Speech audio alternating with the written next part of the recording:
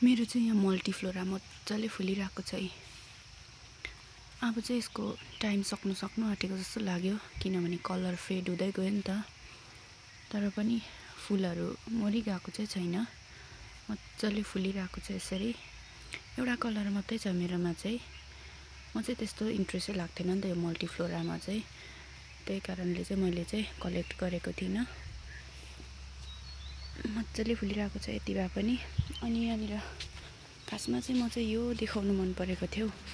यो चुचेचाङ्गे यस्तो मजाले फुलिरहेको छ मेरोमा चाहिँ, फेब्रुअरीसम्म बस्छ। मैले यसलाई घारी सम्झेर फ्याँकेन भने चाहिँ फेब्रुअरीसम्म बस्छ। यति लामो बस्छ कि हाम्रो चाहिँ अलिक चिसो छ नि त, त्यही कारणले चाहिँ लामो टाइमसम्म बस्छ। नत्र भने त डिसेम्बर जनवरीसम्म मात्रै हो नि त प्रायः जस्तो यो चुचेचाङ्गे बस्ने भनेको। तर हाम्रोमा चाहिँ फेब्रुअरीसम्म बस्छ। हेर्नु न कस्तो मजाले फुलिरहेको छ।